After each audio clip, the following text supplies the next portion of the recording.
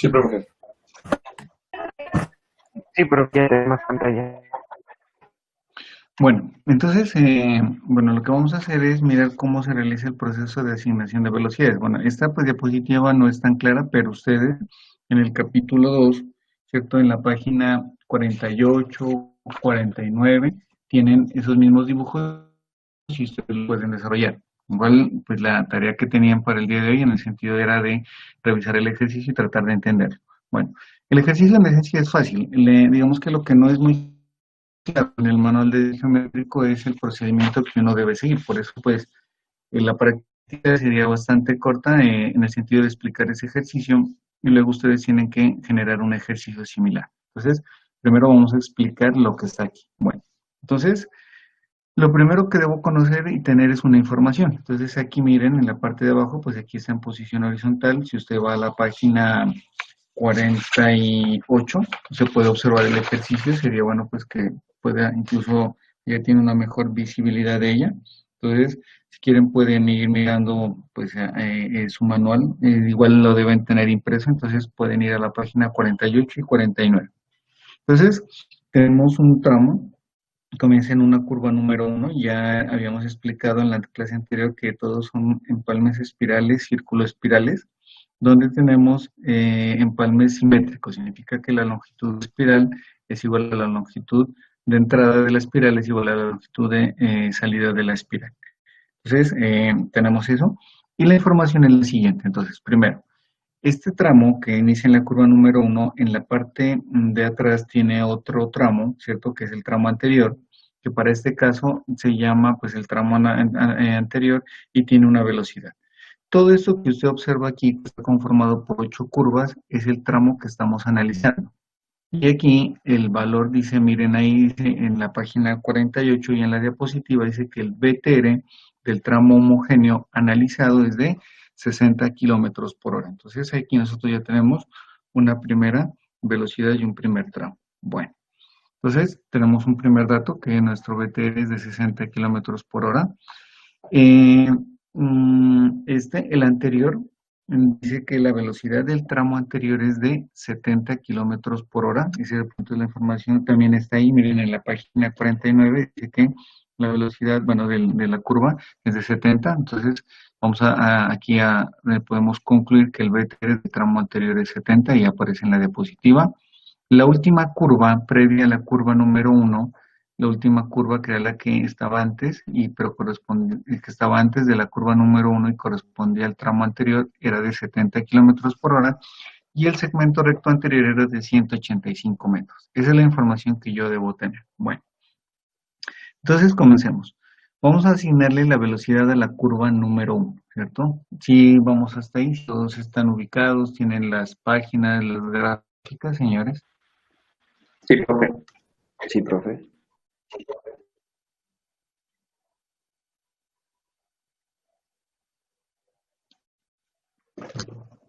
Bueno, entonces,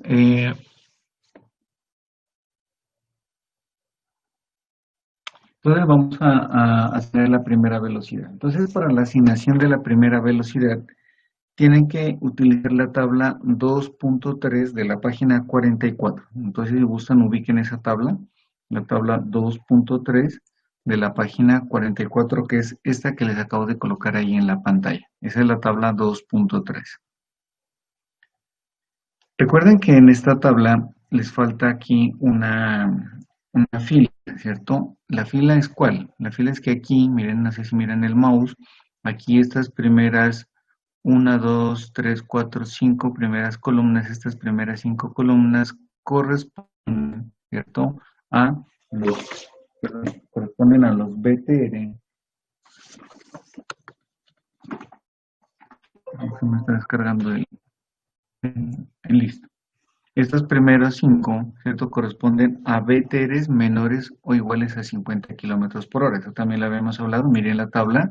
Esta es la tabla 2.2. Este pedazo que dice velocidad de diseño del tramo de BTR menor o igual a 50, y eso que dice velocidad de diseño del tramo de BTR mayor a 50 es lo que le falta a la tabla. Entonces, estas primeras corresponden a velocidades de diseño de BTR menores o iguales a 50, y estas otras nos corresponden a velocidades de diseño de BTR mayores a 50 kilómetros por hora. Sí estamos, yo te voy a echar la aclaración. Entonces, esta filita, miren aquí, esto, y esto es lo que le falta a esta tabla. Bueno, hecha la aclaración, entonces, ¿qué es lo primero que debemos conocer?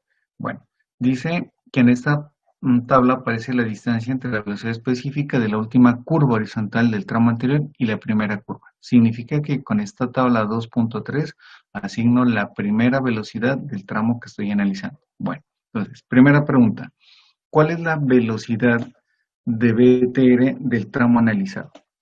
¿Qué me va respondiendo? A ver, alguno. 60, ¿no es, profe? Sí, claro, ¿cierto? Ahí nos dice que la BTR del tramo analizado es 60. Entonces, ¿cuál debo tomar? ¿Debo tomar esta información o esta información? Recuerden que aquí nos falta la fila. Dice que estas son para BTRs menores o iguales a 50 y estas son para BTRs mayores a 50. Por lo tanto, vamos a trabajar con este lado de acá. ¿Observan el mouse, señores? Sí, profesor. Entonces, esto es lo que vamos a utilizar. Listo, ya sabemos que estas son las columnas que voy a trabajar. Listo, me voy acá. Dice velocidad de diseño de los tramos contiguos.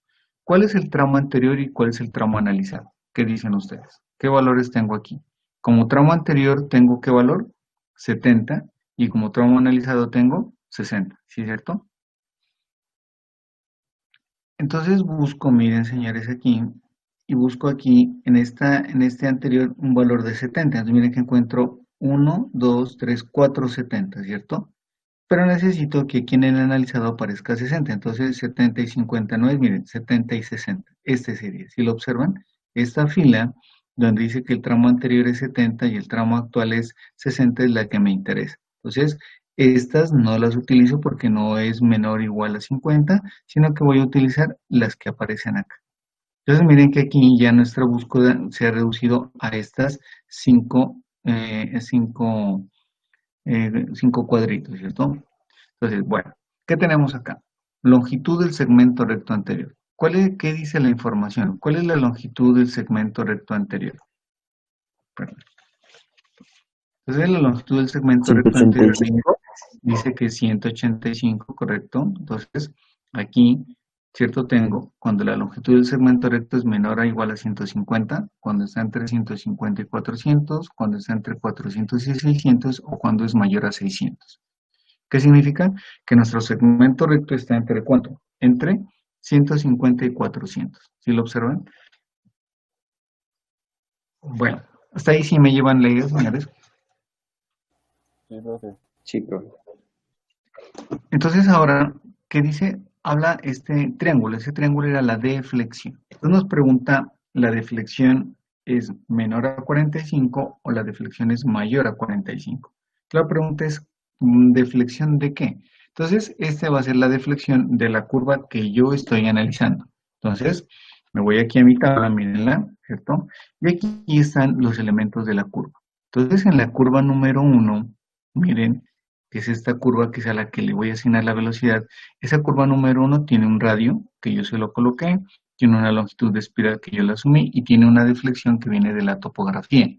Entonces, este valor de deflexión es el que me interesa. Estoy asignando la velocidad a la curva 1, por lo tanto tomo la deflexión de la curva 1, que para este caso es de 61 grados derecha. Ya sabemos que nuestra deflexión de esa curva es de 61 grados derecha. Entonces me voy a la tabla nuevamente. Miren, estaba aquí. Recuerden, estoy en esta parte porque el BT era mayor a 60.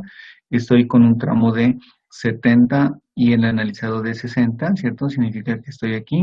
Ya sé que mi longitud de segmento es de 185 y está aquí. Entonces, en este, miren aquí, ¿cierto? Voy a quedar exactamente, me voy con el mouse y estoy aquí. Estoy entre 0 o menos 10. Entonces, ¿qué pasa? Dice si la deflexión es menor a 45 o la deflexión es mayor a 45. ¿Cuánto era nuestro valor de deflexión? 63 grados. Por lo tanto, la deflexión es mayor a 45. Por lo tanto, esta será la columna. Tengo esta columna con la intersección de 70 y 60. Por lo tanto, lo que tengo aquí es que me da un valor de ¿cuánto? De menos 10. ¿Sí es claro, señores, de dónde sacamos ese menos 10? Sí, profe. Bueno, entonces dice que es menos 10. Listo. Entonces, ¿qué es menos 10? Este menos 10, miren el título de la tabla, dice que es la diferencia entre la velocidad específica de la última curva y la primera curva horizontal. Significa que si aquí me decía que la última curva, o sea, la última velocidad de la curva que era la BCH, miren, BCH de la última curva del tramo homogéneo anterior, ¿cuánto era? 70. ¿Cuánto será entonces la velocidad de mi curva en este lado?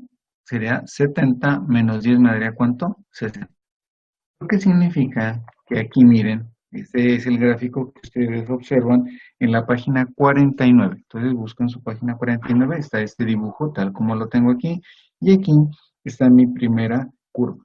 Pero miren que si usted observa, recuerden que decíamos que tenemos que asignarle velocidades en este sentido y luego del otro sentido hacia del otro lado. Por lo tanto, aquí en este lado va una primera velocidad que aparece ahí que dice que la BCH es igual a ¿cuánto? A 60 kilómetros por hora.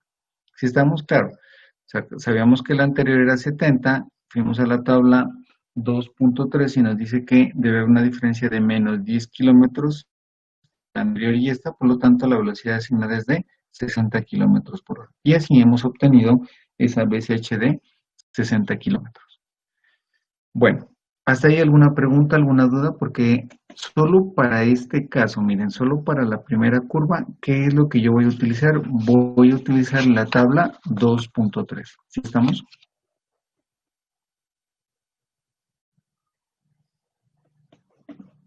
Sí, profe. Profe,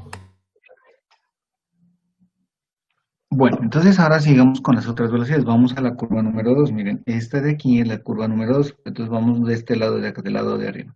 Entonces, ¿qué va a pasar aquí? Para la segunda curva, ya no utilizamos la tabla 2.3, sino vamos a utilizar esta tabla que usted mira en las diapositivas. ¿Cómo se utiliza esa tabla? Similar a la anterior. Entonces, primero, dice, velocidad de diseño del tramo.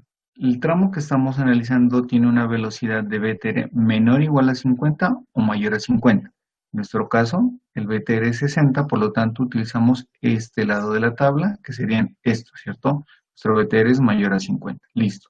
Bueno, entonces, dice, velocidad específica de la curva horizontal anterior. Nosotros ya tenemos, bien, nuestra curva número 1 se convierte en la curva anterior, ¿para cuál? Para nuestra curva número 2. Significa que como yo ya estoy aquí, miren, en la página 49, esa es la curva número 2, yo ya tengo una curva anterior, sería la curva número 1. Entonces, ¿cuánto es el valor de la curva número 1? La curva número 1 le hemos asignado un valor de 60, ¿cierto? Sí estamos, ¿cierto? Entonces, 60. Comparo. Digo, 60 es igual al BTR, 60 es igual al BTR más 10 o 60 es igual al BTR más 20. ¿A cuál de esos tres valores es igual el valor de la BCH número 1? Con el BTR. Claro, ¿cierto? Como es 60 y el BTR, como el BTR, correcto, como el BTR es 60 y esta curva vale 60, aquí la velocidad específica de la curva horizontal es BTR. Entonces ya sé que tengo que irme solo con esta fila, para la curva número 2. Entonces ya sé que la velocidad específica de la curva horizontal anterior, es decir, de la número 1 es BTR. Listo. Estos no los tengo en cuenta porque dice que mi BTR es 60, o sea que tengo que leer son valores acá. Listo. ¿Cuál es la longitud del segmento recto anterior? Miren que aquí en la página 40, en el gráfico de la página 48, ya tenemos que el segmento recto es de ¿cuánto? De 276 metros, ¿cierto? Entonces aquí, miren, este segmento recto vale 276. Listo. Entonces, preguntamos aquí. El segmento recto es menor a 150, está entre 150 y 400, entre 400 o 600 o mayor a 600. Como es 276, otra vez está entre 150 y 400. Cierren el micrófono, por favor. Entonces está entre 150 y 400. Entonces, listo. Ahora sí vamos a la deflexión. ¿Cuál será la deflexión? La de la curva número 2. Miren que la deflexión de la curva número 2 es de 123 grados. Por lo tanto, significa que la deflexión es mayor a 45. Entonces, tenemos velocidad específica de la curva horizontal BT, tenemos segmento recto de 275 y deflexión de 123. Por lo tanto, la velocidad de la curva número 2 es esta de esta casilla, que sería igual a ¿cuánto? Al BTR. Entonces el valor de esta curva número 2 es el valor de BTR, que es ¿cuánto? 60 kilómetros por hora, la velocidad de arriba. ¿Cierto? Entonces, si usted lo observa, ¿cuánto le da aquí? 60 kilómetros por hora en la página 49. Entonces, van a hacer lo siguiente, ¿cierto? Porque la idea es que usted lo haga. Entonces, vamos a dar unos 10 o 15 minuticos y quiero que por favor haga exactamente lo mismo que acabamos de hacer con esta tabla para la curva número 3, número 4, número 5, número 6, número 7 y número 8.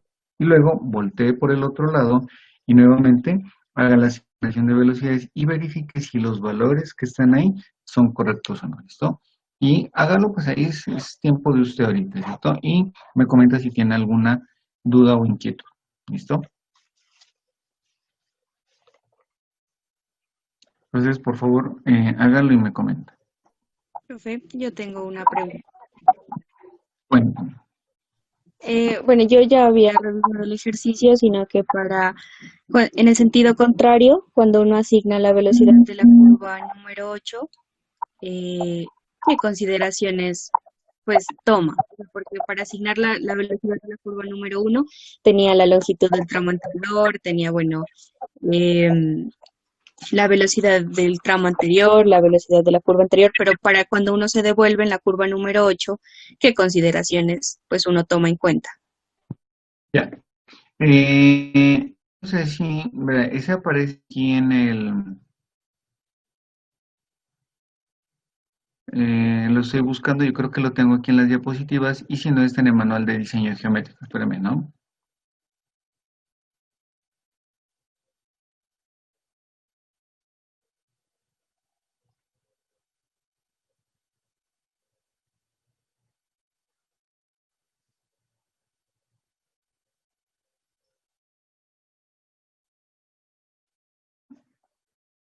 Es que quiero leérselo tal como está aquí en el manual, ¿verdad? ¿No? Yo siempre lo suelo pasar a las diapositivas. ¿Dónde lo tengo? Eh,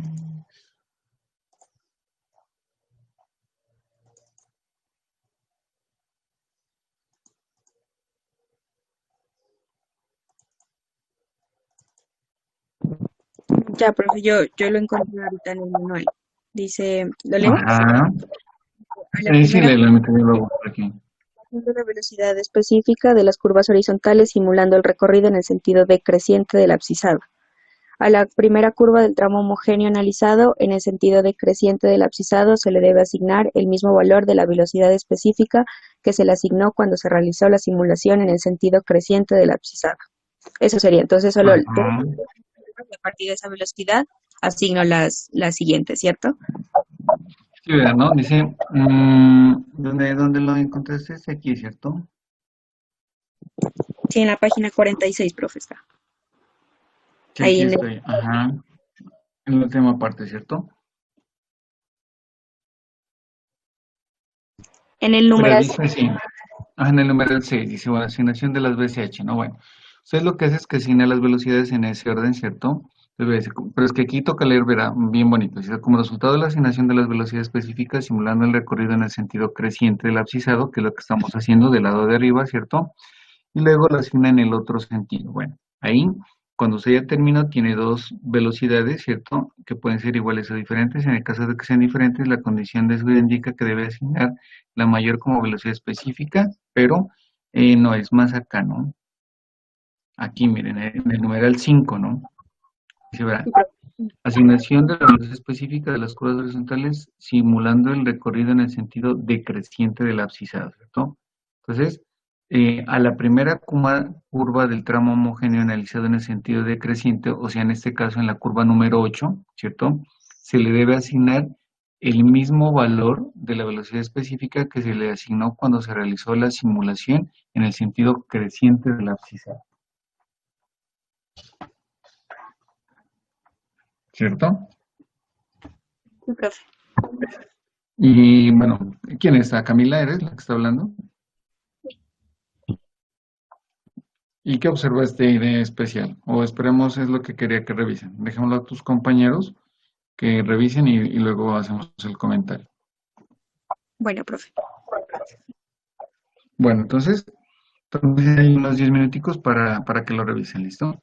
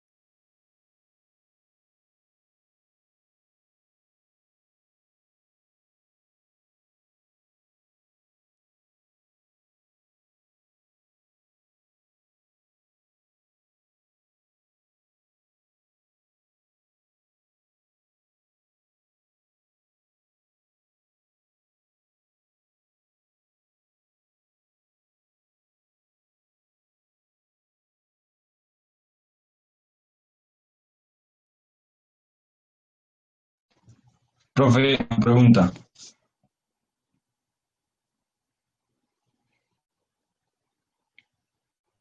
Cuénteme. En la curva número 8, ¿cuál sería la longitud del tramo recto anterior? No, ahí no hay longitud del tramo recto anterior. O sea, se toma velocidad que lleguemos, ¿no? Mm, como si no le entiendo su pregunta. A ver. O sea, ya estoy en la curva número 8, medio 70 kilómetros por hora. Ajá, Entonces, entonces, para devolverme, la velocidad del tramo recto anterior sería a ver, espera un momento. El BTR del tramo homogéneo anterior sería 70, ¿no? mira en este momento la pantalla que les estoy compartiendo. No, profe. Ajá. ¿Sí la miras? No, profesor, solo se ve los logos, ¿no? Ah, perdón, ya.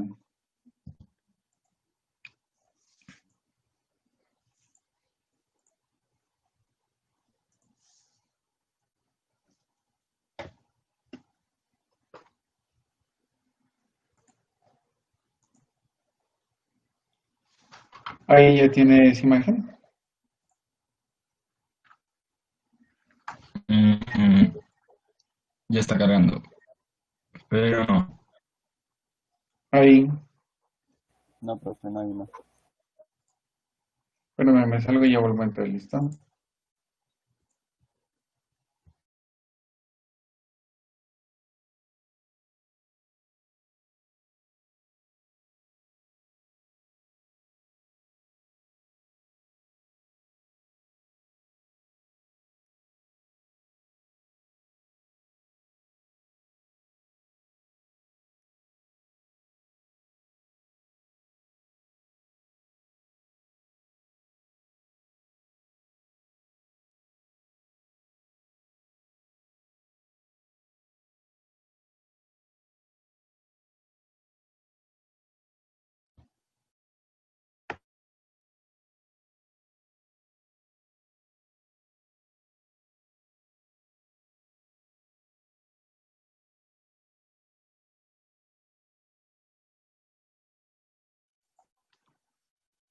¿Sí miran la pantalla ahí, señores?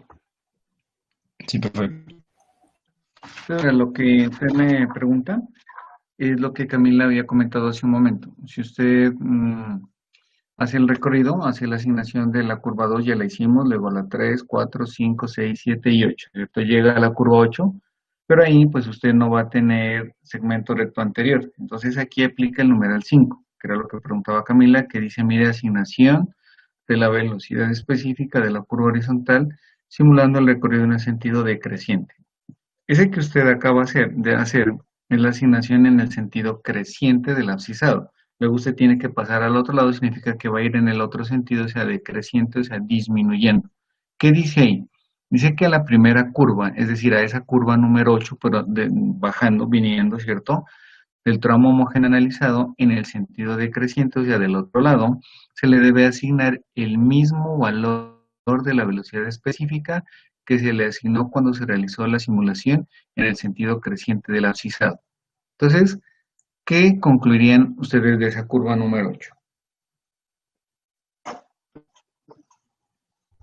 O sea, cuando comencemos a hacer de la curva número 8 hasta la 1, por ejemplo, si yo termino con 70 kilómetros por hora, me voy a devolver y voy a tener la misma velocidad, pues, por así decirlo.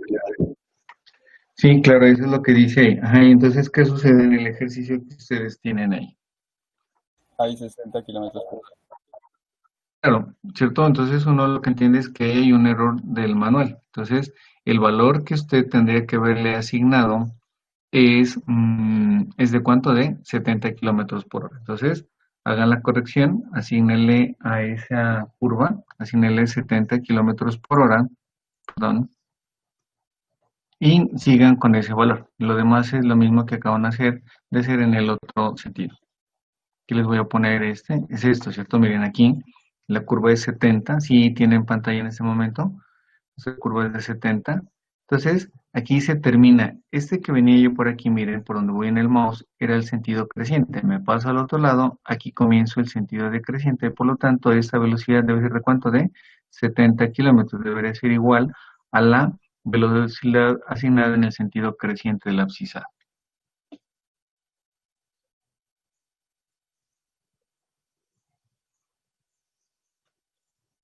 Entonces, listo, terminen de hacerlo y revisen si hay algún otro error y si les da los valores de velocidades que tenemos aquí. Y me confirman si tienen pantalla, por favor. Profe, disculpa la pregunta. Cuente.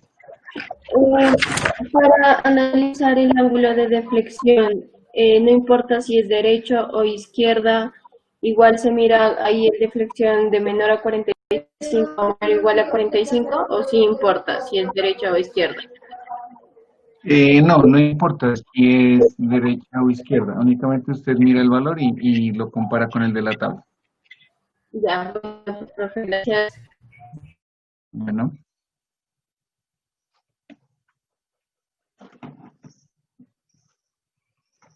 Bueno, hay otros 5 minuticos para que acaben de revisar eso y ya continuamos, ¿listo?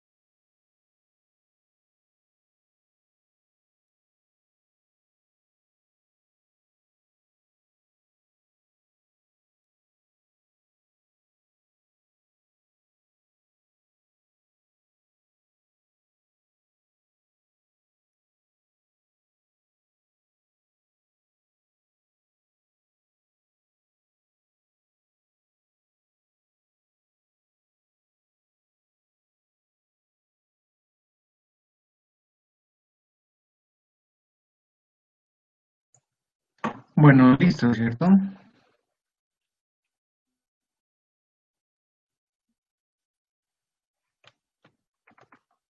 Pues lo que está preguntando ya Maicon, que ya lo contesté, pues cuando ya salgan las calificaciones, la plataforma que está habilitada para registrar las notas es el Sapiens, entonces en su momento ya tendrán sus notas ahí registradas.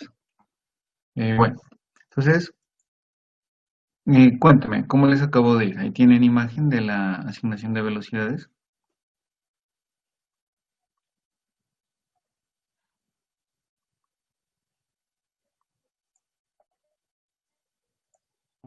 Sí, ¿Tienen imagen, señores?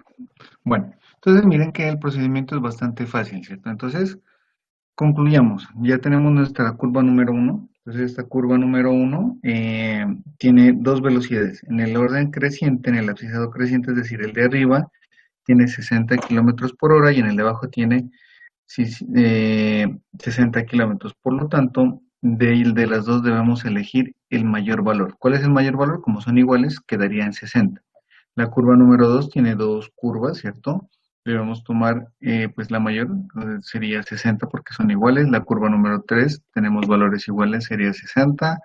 La curva número 4 sería 60. La curva número 5 tiene dos valores, sería 60. Miren que la curva número 6 tiene en un sentido 60 y en el otro tiene 70. Por lo tanto, el valor que debemos asignar es el de 70. La curva número 7 tiene 70 y creo que aquí les dio 60, no se modifica, por lo tanto el valor es el mayor que sería 70. Y la curva número 8 debería tener 70 en el orden creciente y 70 en el orden decreciente. Por lo tanto, el valor asignado debería ser de 70. Bueno, ¿alguna pregunta, alguna duda?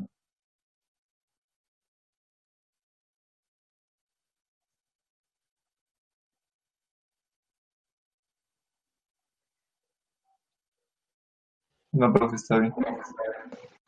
Bueno, entonces, ¿qué es lo que vamos a hacer? Entonces, bueno, vamos a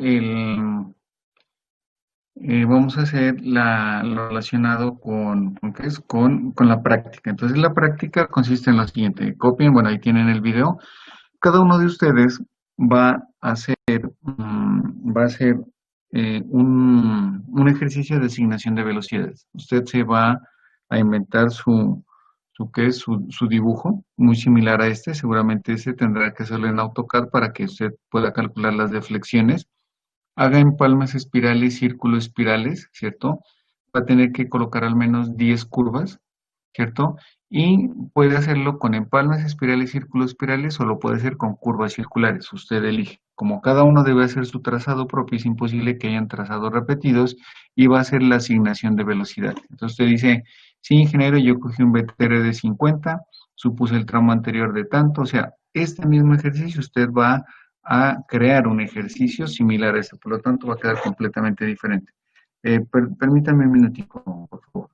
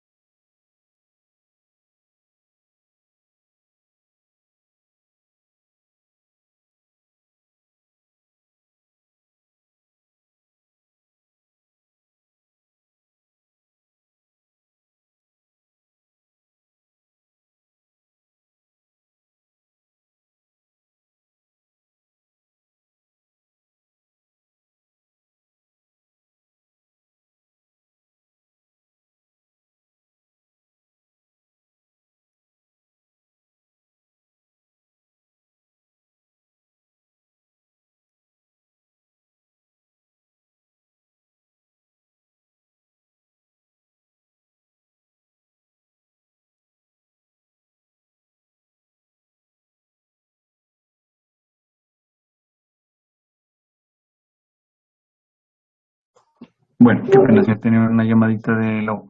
Entonces, digamos que ese sería lo relacionado con esto. Entonces, bueno, ¿alguna pregunta, alguna inquietud?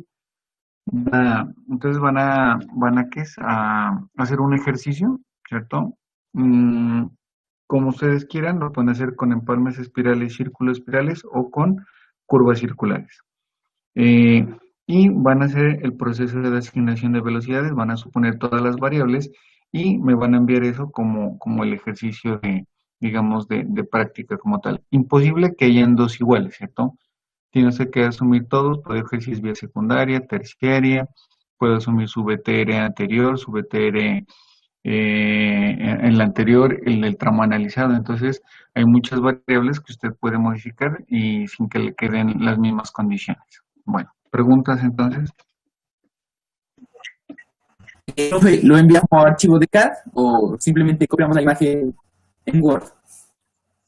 No, tiene que organizar, o sea, no, tiene que organizar un informe, ¿cierto? Y en su informe puede, digamos, colocar la imagen de AutoCAD, capturarla y aparte puede enviar un archivo adjunto que sea un archivo en AutoCAD.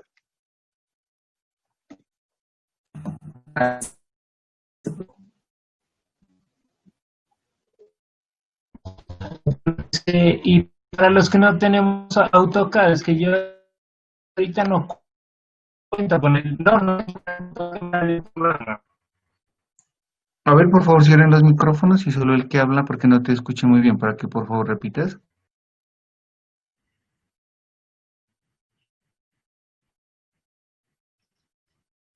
Profe, decía que no tenemos AutoCAD, es que yo en este momento no tengo un computador dedicado al AutoCAD en sí. No te escuché muy bien, lo que dijiste es que no tenías AutoCAD. Sí, el compañero está diciendo que no tiene AutoCAD porque no tiene el computador. Sí, porque no,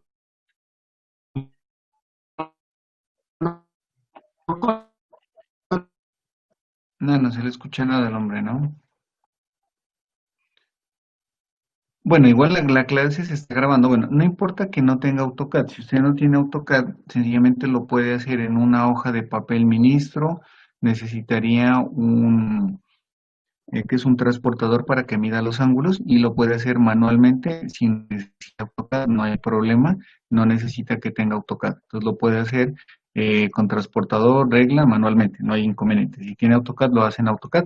El informe, me imagino pues que tenga que tener acceso a un portátil, a Word, a algo, porque si no, o lo hace desde el celular, eso no es problema, pero sí necesito que mande, digamos, el dibujo con las dimensiones, con los ángulos de reflexión. Entonces, el AutoCAD, si lo tiene, perfecto. Se supone que usted en dibujo, en topografía, maneja esa parte. Y si no lo tiene, sencillamente con un transportador puede usted hacer la medición de los ángulos. ¿Sí estamos claros? Sí, profe.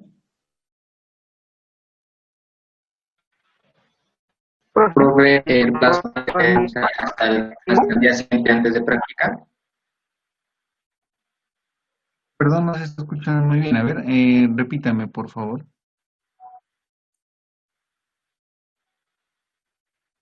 ¿Hasta cuándo? ¿Sería un día antes de practicar?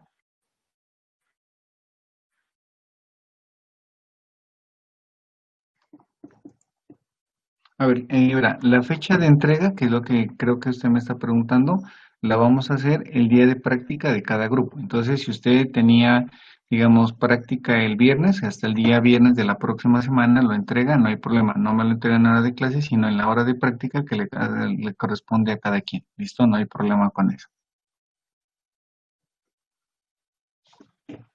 Listo, profe, gracias. profe, usted, Bueno, señor, cuénteme, Juan Pablo. profe, ¿qué dijo? ¿Cuántas curvas mínimos? ¿10? Eso voy a escribir aquí en el chat para que quede ahí y después nos pongamos todos de acuerdo, ¿listo? Entonces, vamos a hacerlo con 10 curvas. 10 curvas. Debe asumir toda la información y debe reportarla, ¿cierto? O sea, si usted me dice, por ejemplo, la beta era de tal valor, el tramo actual, el tramo anterior, entonces la debe reportar y dejarla por escrito para yo poderla verificar. ¿Qué más? No, y 10 curvas, si quiere, como con empalmes de espirales con curvas circulares. Le sugiero que no combine porque normalmente esas combinaciones de circulares y espirales no funcionan muy bien y se pueden volver bastante complejas. ¿Listo?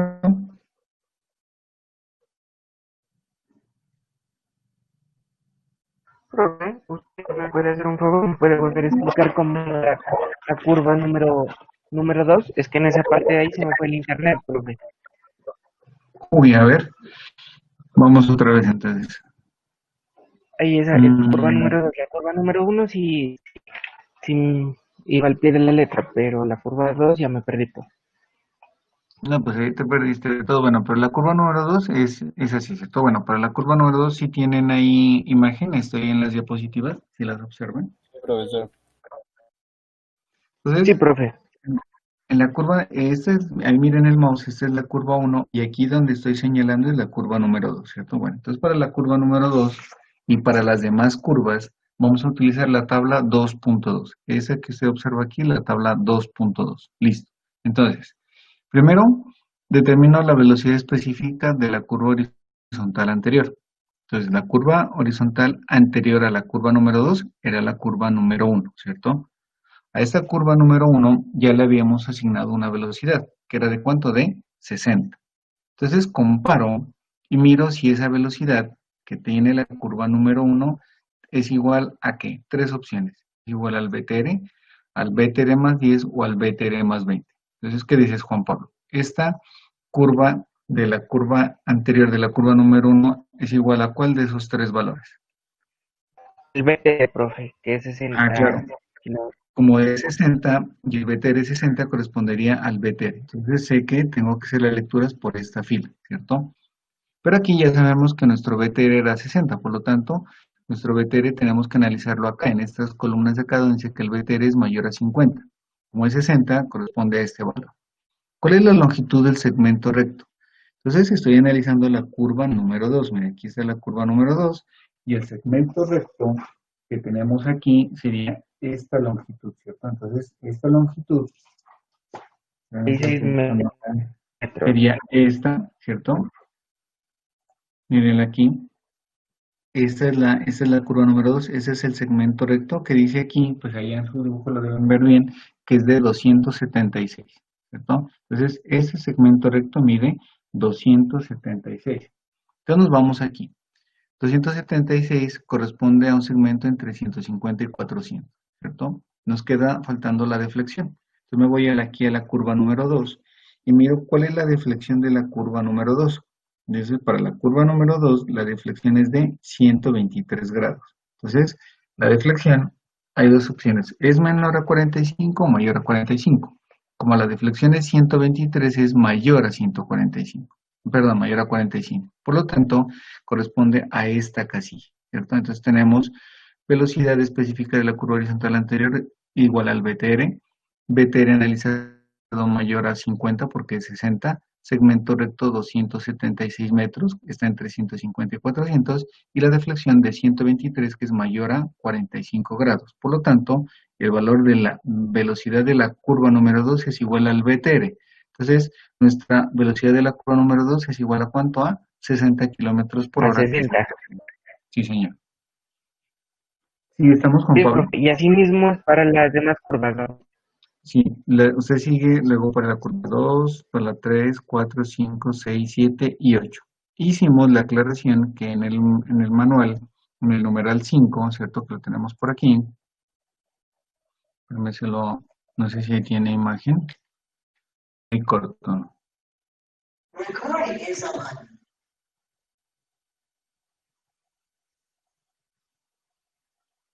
Entonces, la seguridad vial es una asignatura, ¿cierto? Y es una especialidad. Entonces, básicamente aquí ya les he puesto unas pequeñas nociones de seguridad vial. Hay unas revistas, hay unas especializaciones en seguridad vial. Básicamente, la seguridad vial desde el punto de vista de carretera está asociado a cumplir con las normas de diseño, con nosotros cumplir con lo que nos pide el manual. Pero hay unas normas que son las normas que nosotros debemos tener en cuenta. Por ejemplo, una de las situaciones que nosotros debemos tener en cuenta es estas que aparecen aquí. Por ejemplo, dice curva cerrada sin visibilidad. Dice no permite al conductor ver quién viene de frente. Entonces, cuando nosotros estamos, este vehículo que está en verde es el vehículo que va bien, ¿cierto? Y este vehículo en azul, que tiene el número 1 encima, él trata de adelantar en una curva que tiene doble línea amarilla. Entonces, ¿qué va a pasar? Pues aquí se pone en riesgo. Recuerden que la doble línea amarilla en una vía significa que no se puede hacer rebase. Cuando las líneas están punteadas, dependiendo de cada lado, significa que usted puede adelantar. De lo contrario, si tengo una doble línea amarilla, pues sencillamente la vía no tiene distancias de adelantamiento. Entonces, este es la primera, digamos, uno de los aspectos que más genera accidentalidad. Entonces, esto es lo que uno normalmente pues le enseñan cuando uno aprende a conducir. La segunda, cuando uno está detrás de un vehículo de grandes dimensiones y cuando se va detrás de un camión, dificulta la visión al conductor que adelante. Entonces, normalmente yo no puedo hacer esta maniobra porque primero tengo que sacar, vamos a mirar toda una distancia que es el momento en que él sale, el que él está adelantando y mientras él está adelantando al camión, este vehículo que está en el numeral 2, el camión sigue en movimiento. Él no se para que usted pase, ¿cierto? Entonces, necesita una distancia mucho más larga y genera también accidentalidad. Esta maniobra, miren, la está haciendo en un sector que aparentemente es recto, pero es muy corto. Entonces, estos tramos rectos deben estar calculados y deben estar demarcados para poder hacer los adelantamientos, ¿cierto? Y la tercera es que en vías onduladas, dice la pendiente de la carretera impide ver el sentido contrario, no se debe adelantar en una pendiente. Entonces, esto es una condición de terreno ondulado. En un terreno ondulado, los vehículos quedan perdidos. Este vehículo, miren que está aquí en rojo, él piensa que no viene ningún otro vehículo, porque lo que alcanza a mirar es esta subida, pero no se da cuenta que el vehículo que viene en el otro carril está metido en la depresión, es decir, en la curva vertical, en la parte baja de acá, por lo tanto se puede dar un problema de accidentalidad. Estos son los tres problemas que casi siempre generan la mayor parte de accidentalidad. Y hay otro parámetro que es fundamental y que incide en la accidentalidad, que es la velocidad. Entonces, la velocidad es el factor fundamental que genera la accidentalidad.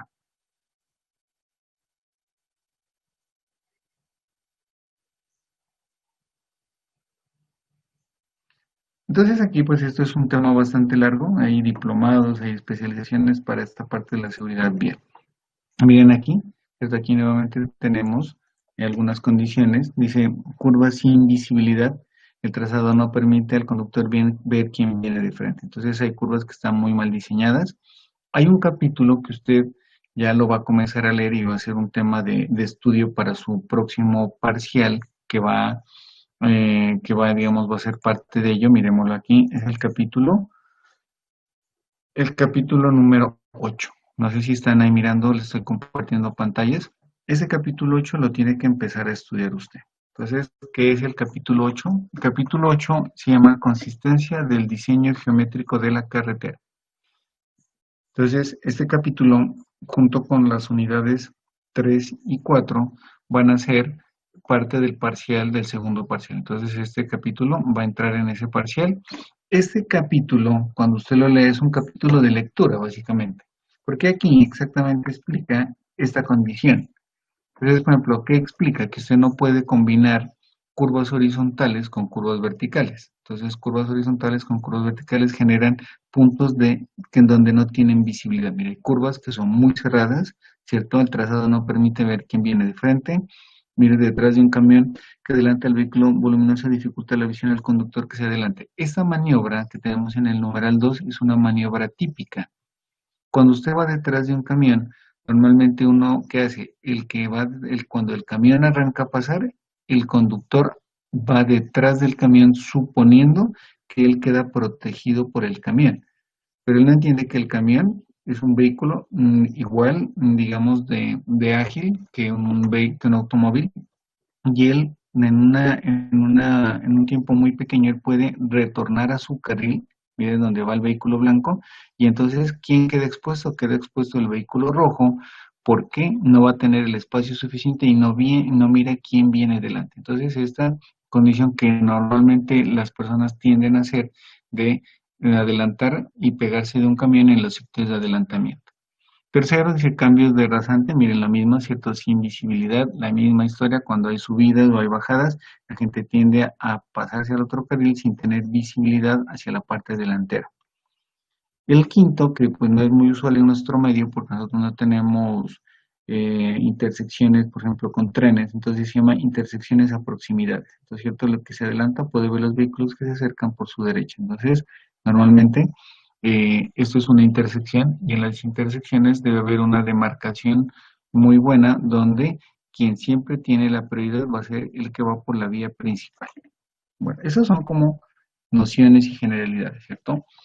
Dentro de los vehículos de servicio público, digamos, una de las condiciones que deben tener los automóviles son estas tres. Primero, deben tener estructuras resistentes. ¿Qué significa? Miren, dice que en una colisión entre un autobús y un coche, por ejemplo, la energía del impacto la asume el vehículo de inferior tamaño. Si usted mira física, recuerden que cuando dos cuerpos se golpean, digamos, la energía que se libera ahí es la sumatoria de las dos energías. Significa que si va a 50 y a 50, pues es como si usted se golpeara a 100 kilómetros por hora. Y entre un camión y un automóvil, quien va a absorber la mayor parte del impacto es el vehículo más pequeño. Por eso, los vehículos más pequeños son más inseguros. Entonces ahí aparecen unos vehículos que son los compactos y luego aparecieron los subcompactos. Entonces, ¿qué es un subcompacto? Un Chevrolet Spark. No sé si lo miraron, es un automóvil supremamente pequeño, no tiene maletero atrás, significa que en un impacto prácticamente tiene como 40 centímetros entre el impacto y la cabecera de los que van en ocupantes traseros, y en un tiempo empezaron a pensar en que estos vehículos no debían servir como taxis, por ejemplo. Entonces, en el caso que un vehículo de esos genere un accidente, pues prácticamente el vehículo se va a desbaratar y quien va a absorber la energía no va a ser el vehículo, sino las personas, y como el cuerpo humano no puede absorber toda esa energía, pues la persona tendrá muchas posibilidades de morir. Entonces, esto es lo que pasa como tal. Entre el vehículo sea más grande y entre tenga una mejor estructura, miren aquí esto, ¿cierto? Normalmente los vehículos hoy en día, las camionetas, los camperos, los vehículos de alta gama, tienen estructuras internas en las puertas, en los chasis que pueden absorber la energía y por lo tanto esa estructura que hace protege a los ocupantes y al conductor de cualquier impacto. Entonces, hoy en día ya se ha mejorado en algo. Por ejemplo, antes un vehículo no tenía ningún sistema de seguridad activa ni pasiva. Hoy en día, por ejemplo, los vehículos ya deben contar con ABS, deben contar con al menos 2 airbags. Entonces, antes aquí en Colombia vendían cualquier tipo de vehículo sin ningún sistema de seguridad. A partir de este año ya hay algunas reglas mínimas para la compra de esos vehículos. El otro es el cinturón de seguridad, que normalmente uno piensa que solo lo utilizan las personas o el conductor. Los vehículos de transporte público deberían tener el cinturón de seguridad, y hay una norma que poco a poco se irá implementando, y es que los pasajeros de la parte trasera, del asiento trasero, también deben utilizar cinturón de seguridad.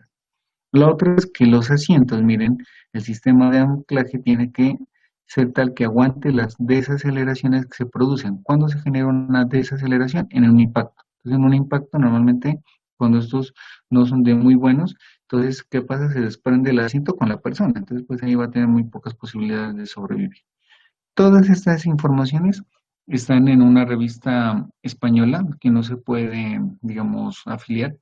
Yo con Juan Pablo les voy a mandar el que es el link para que ustedes puedan registrarse, y normalmente le mandan una copia de esta parte de seguridad vial. Entonces, más adelante vamos a mirar otro poco de seguridad vial, y en diseño geométrico 2 también hay una parte de seguridad vial.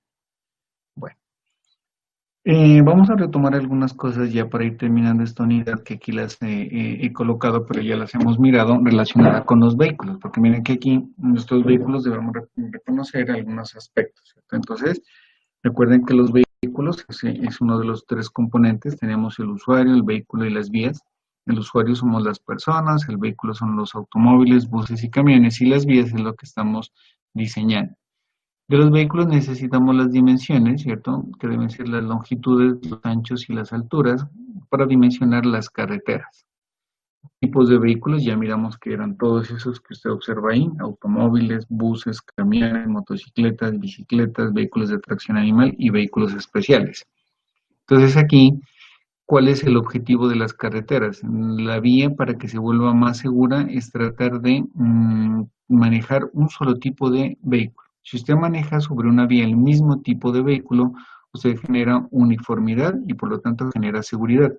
Entonces, he mirado las películas de ciencia ficción, donde se mira que van los vehículos por el espacio y todos los vehículos tienen una sola línea y son similares, porque si el vehículo deja de depender de la persona, el elemento que genera mayor accidentalidad, que es el usuario, la persona que se durmió, que estuvo borracho, que se descuidó, entonces va a haber mayor seguridad. Si todos los vehículos son iguales, también va a haber mayor seguridad.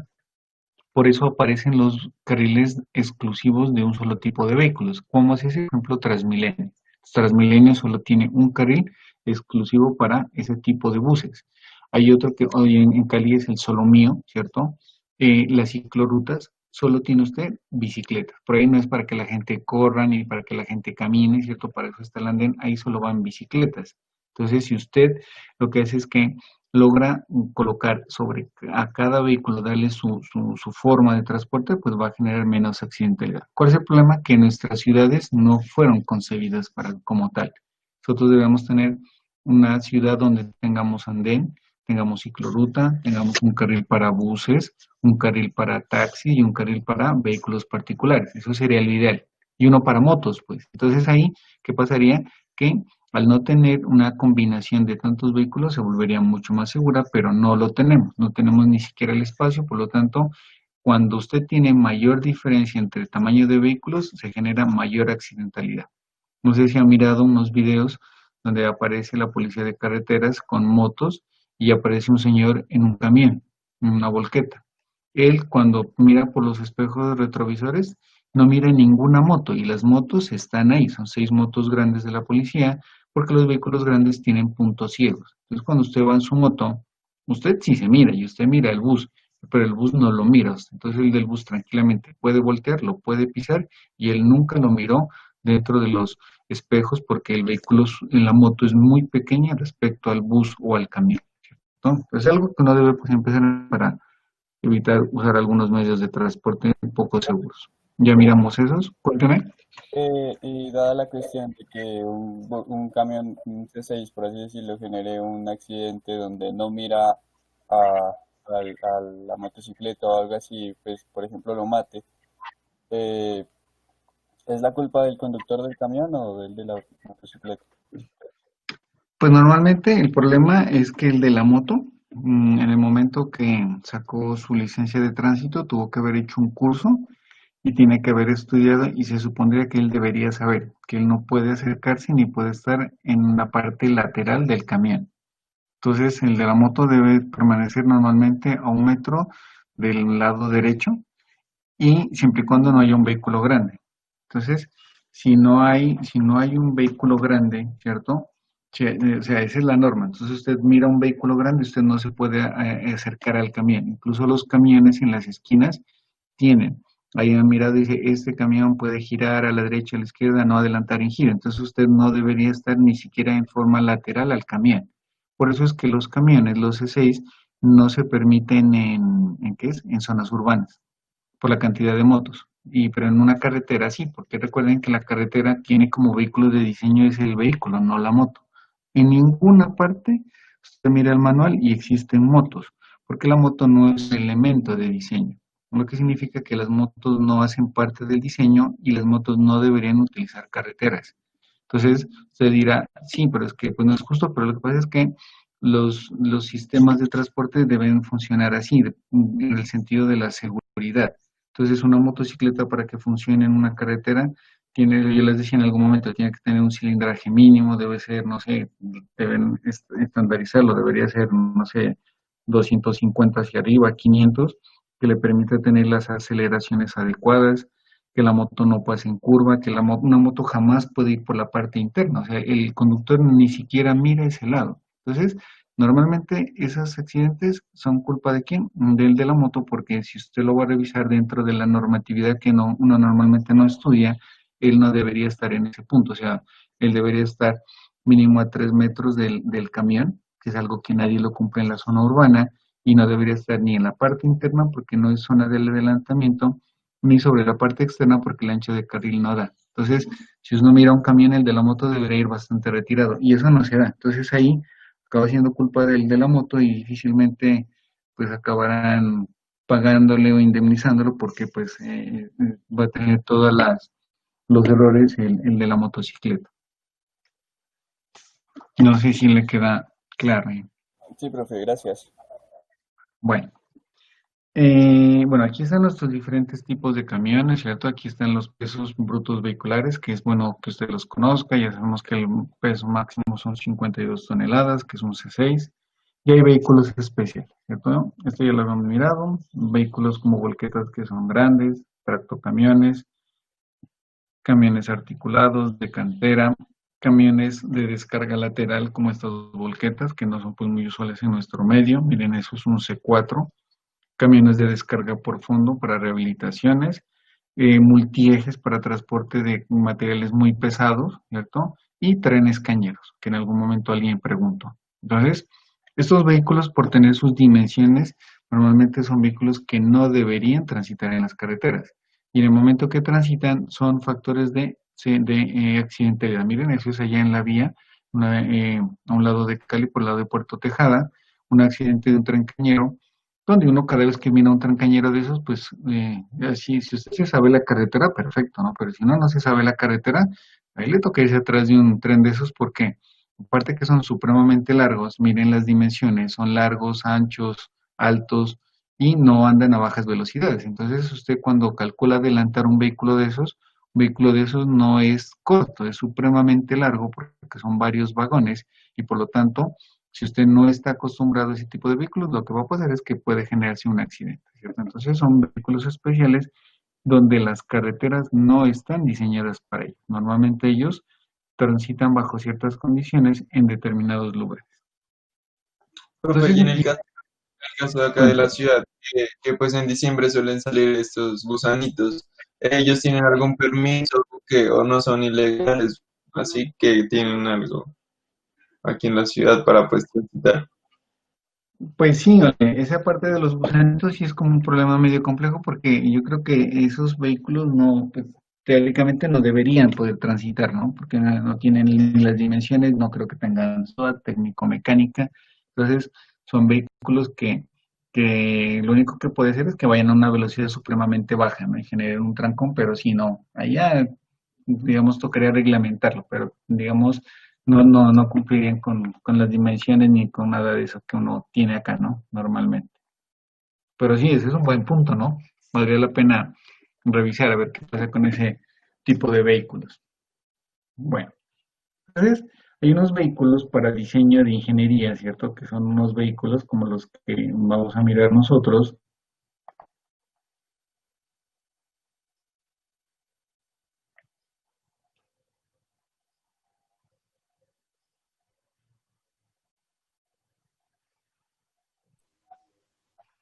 Entonces, en esos vehículos vamos a tener que esos vehículos van a hacer el vehículo. Normalmente el vehículo es un vehículo hipotético. Nosotros debemos suponer ese vehículo.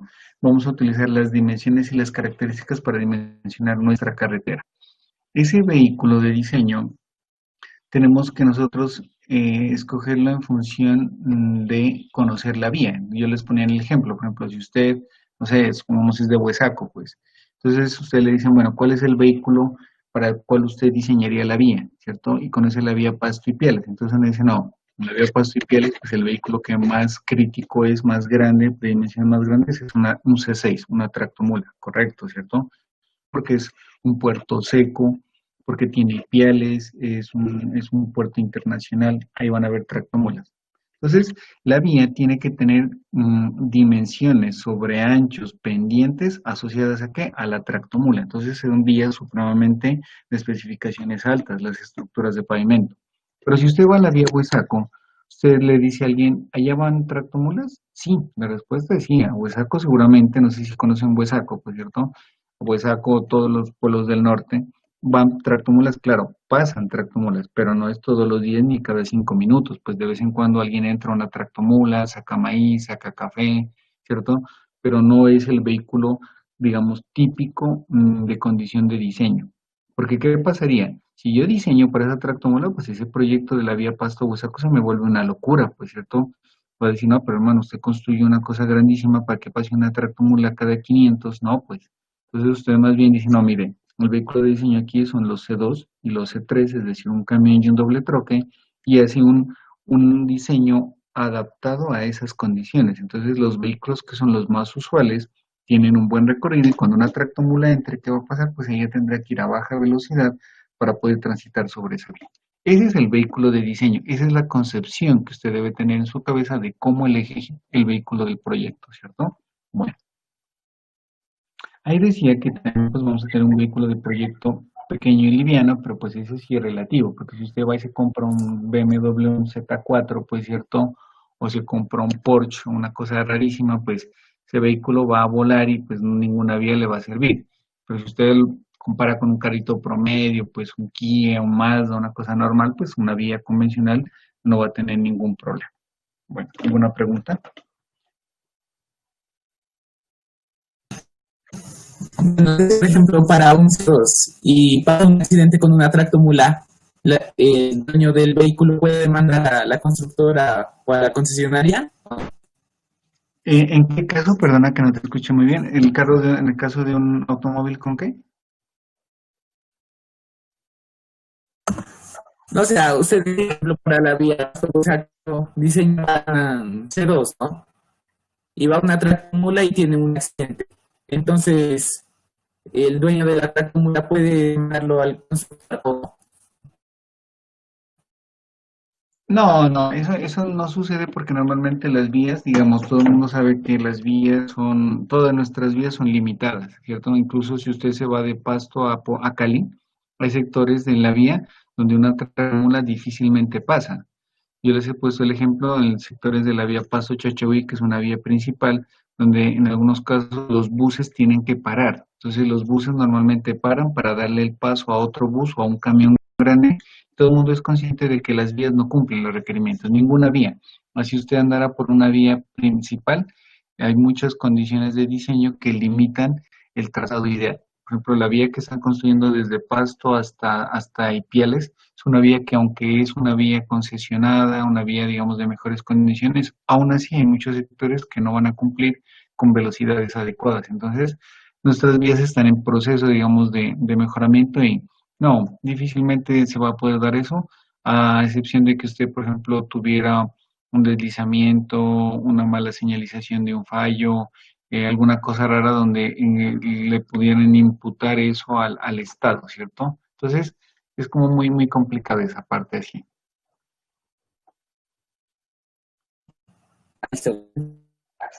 Bueno, entonces, miren, son las dimensiones típicas de un vehículo, creo que ya las miramos, esta es la gráfica del ASTO.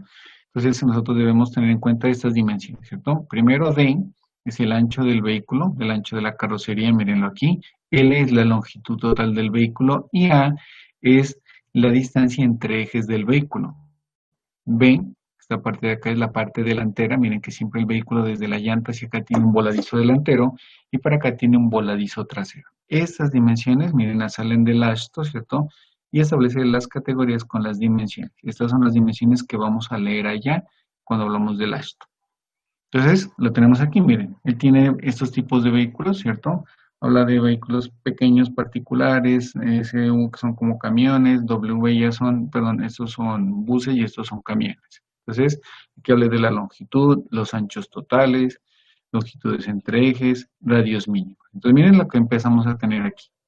Longitudes, 580 es un automóvil, 915 es un bus, y 15, 25 y 1680 son las dimensiones de C5 y C6. Listo, ¿cierto? Entonces yo ya tengo una idea de que cuando yo estoy adelantando un camión, tengo que adelantar 17 metros de longitud, saqué la cuenta. ¿Cuál es el ancho normal de un bus? Entonces usted le dice, mire, yo necesito meter mi carro en la casa. Entonces, ¿cuánto es el ancho? Se han dado cuenta que normalmente para meter el garaje uno deja un ancho de 3 metros. Pero si el ancho del automóvil solo tiene 2.15, pues cuando usted abra la puerta, tiene que dejar el espacio para poder bajarse. Entonces aquí aparece 2.15. Pero usted puede meter una camioneta así. Y miren que un camión, ¿cierto? Y un bus tiene un ancho de 2.60. Entonces aquí es donde el ancho mínimo de carril para que un camión pueda transitar es de ¿cuánto? De 3 metros. De los 260, recuerden que entre camión y camión va a haber un ancho de seguridad de 30 centímetros, ¿cierto? Y las alturas, miren, es que el automóvil es bajito, 1,70, y los otros buses y camiones son de alturas de 4,15. ¿Cuál es la diferencia entre un, un conductor que va en un automóvil y un conductor que va subido en una volqueta? ¿Cuál de los dos tiene mayor visibilidad? ¿Qué opina? El de la volqueta. ¿De la volqueta? Claro, miren que cuando una persona va La transitando, volqueta. claro, el de la volqueta va mucho más arriba. Cuando usted va sentado, es que cuando usted se sienta en su automóvil ahí en el Clio, pues cierto, cuando se sienta en su automóvil, usted tiene una altura en promedio desde su ojo, desde la vista de los ojos que usted tiene hasta el piso, tiene más o menos una altura de 1 metro, 1,5, 1,10. Eso de ahí para allá es su perfil de visión. Entonces usted alcanza a mirar poquito porque está abajo. El que está en la volqueta está a una altura de más de 2 metros, unos 70, 2 metros, ¿cierto? De más de 2 metros, y entonces el que va a poder, él va a poder mirar mucho más allá. Entonces, tiene condiciones de mayor seguridad y de mayor visibilidad, ¿quién? Los vehículos grandes. Por eso, entre uno andar en un automóvil y andar en una camioneta, pues una camioneta es mucho más segura, ¿cierto? Bueno, aquí tenemos, miren, ya en términos de vehículos colombianos, un Chevrolet, un camión, una volqueta, miren aquí las dimensiones, Profe, y miren que profe, y los ajá, puntos ciegos que tienen, por ejemplo, no han dicho todos los vehículos, porque hay lados que no se miden también. como, no escucho muy bien. Profe, que también tienen puntos ciegos los vehículos.